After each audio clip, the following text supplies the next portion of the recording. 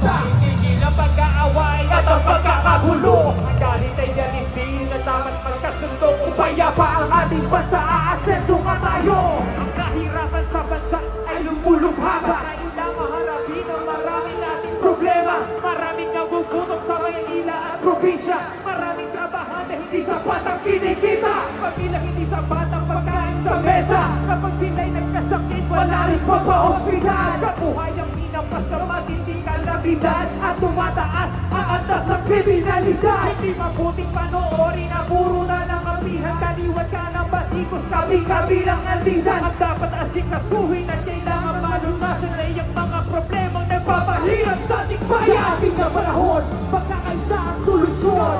Pagtulungan tayo, ito ang kailangan ngayon. Dapat nagkakaisa para payapa ang bansa. Pagkakaisa ang kailangan, hindi mamuhuling ka. Bayan ay unahin na dapat magkaisa. Ayusin ang mga problema ng ating bansa. Ang galit ay ayusin na dapat magkasundo. Kung payapa ang ating bansa, aasenso nga tayo. Taong bayan ay unahin na dapat magkaisa. Itigil ang pag-aaway at ang pagkakagulo. Ang galit ay ayusin na dapat magkasundo. Kung payapa ang ating bansa, aasenso nga tayo. Sana po ay pansinin itong aming sinasabi. Kapayapaan ito ang nais namin na mangyari. Dahil problema ng bayan ay napakarami. Itigil ang pangalyan at pagkakamahama-hagi. Ang bansa ay mayabang, bakit hindi mahamahagi? Ang bansa ay masaya, walang kapi-kapi. Ang bansa ay ulan, bakit hindi kanya-kanya? Pagkakaisa ito ang dapat nating magawa. Una para harapin mga problema. Sa pagkakabayan ng bayan ang nagdurusa. Nauubos na ang oras ay hindi mahalaga. Ang bigyan ng panahon, kinabukasan ng bansa. Panahon na para harapin mga problema ng bansa. At pagkaisang lahat na hindi halagang bansa. Huwag na mungkugin ang oras. Kapayapaan.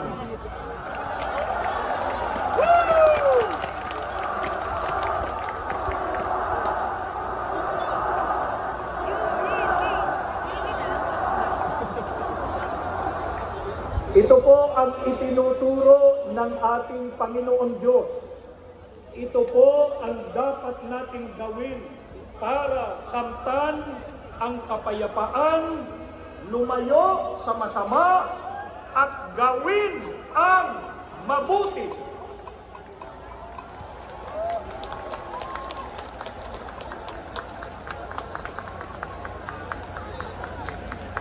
Ano po ang isa sa mga gawang mabuti na dapat gawin para sa ikapapayapa? Ayon pa rin sa pagtuturo ng Biblia, ipagpauna ng isa't isa ang iba. Batayan sa Roma 12:10. Ang sabi pa, huwag lamang ang sarili ninyong kapakanan ang inyong isipin, kundi ang kapakanan din ng iba.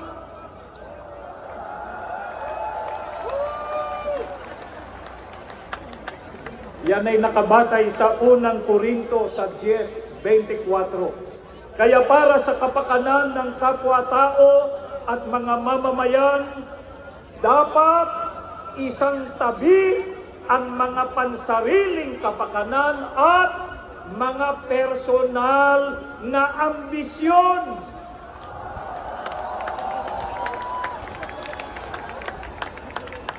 Alang-alang sa mahal nating bansa, dapat magkaisa, iwasan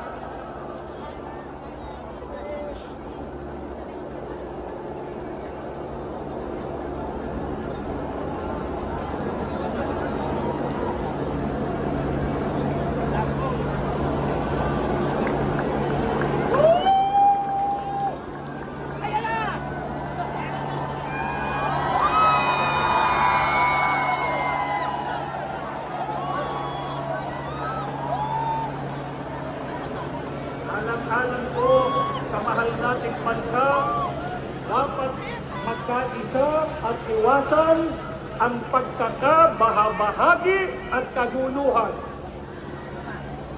Bakit po dapat iwasan ng mga lider ng bansa ang pagkakabahabahagi at kaguluhan? Kapag nagkakabahabahagi tayo, ay hindi po isusulong ang kapayapaan.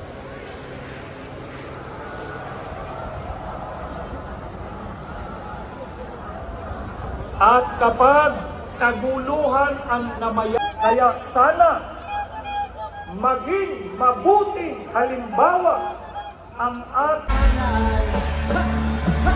Madama ko lang ang kapanatagan sa piling mo.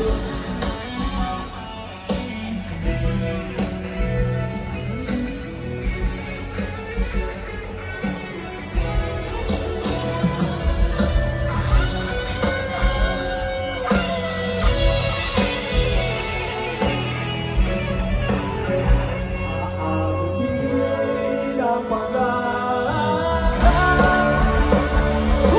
maglalakbay patungo sa tagumpay. Makauwiin ang masuwat na daan.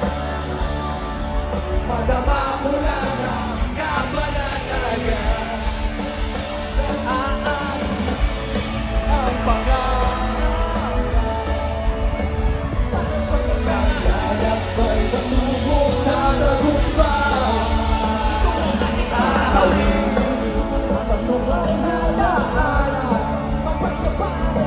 Madama ko lang ang kapanatagan sa piling mo.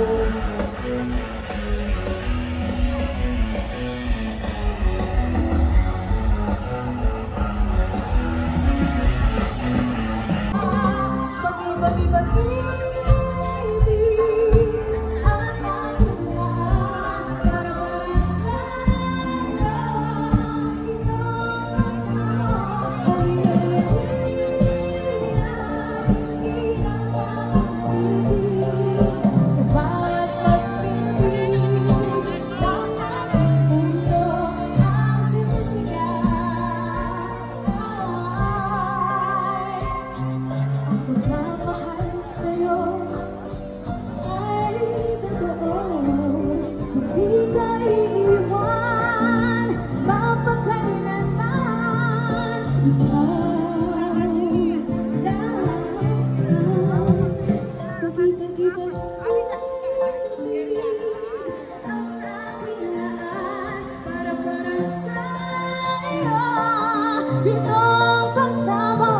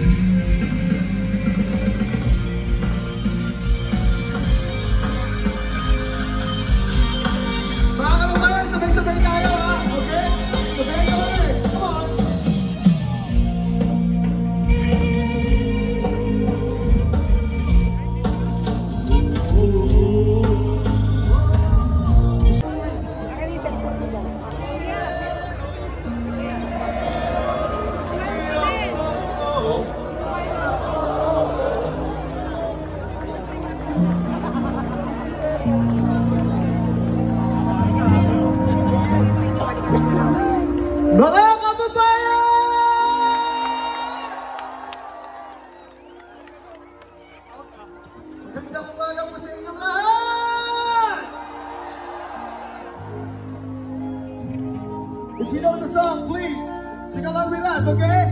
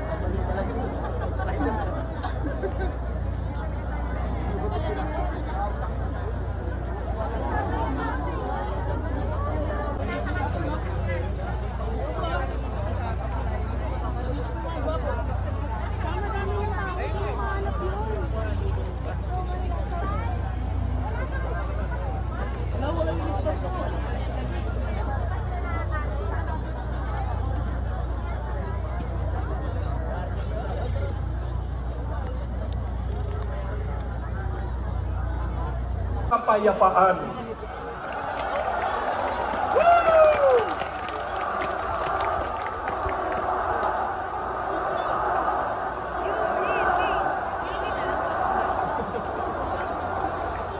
Ito po ang itinuturo ng ating Panginoon Diyos.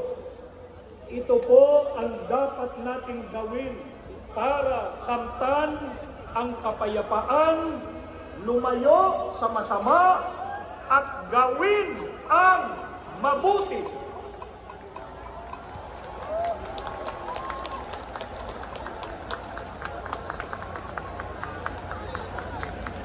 Ano po ang isa sa mga gawang mabuti na dapat gawin para sa ikapapayapa? Ayon pa rin sa pagtuturo ng Biblia, ipagpauna ng isa't isa ang iba. Batayan sa Roma 12:10. Ang sabi pa, huwag lamang ang sarili ninyong kapakanan ang inyong isipin, kundi ang kapakanan din ng iba.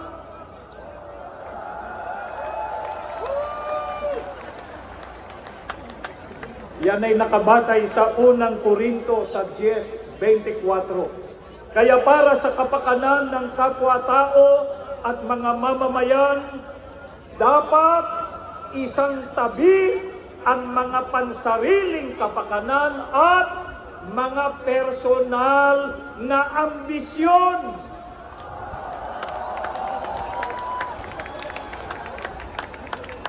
Alang-alang sa mahal nating bansa, dapat magkaisa, iwasan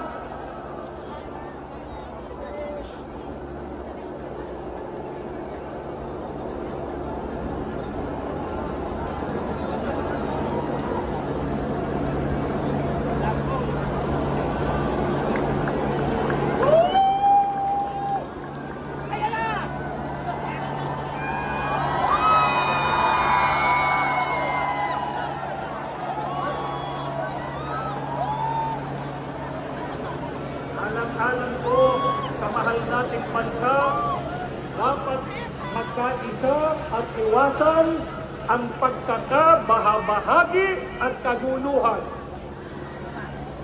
Bakit po dapat iwasan ng mga lider ng bansa ang pagkakabahabahagi at kaguluhan?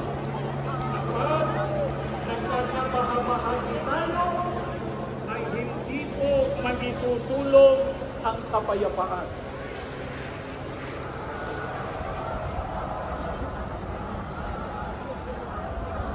At kapag kaguluhan ang namaya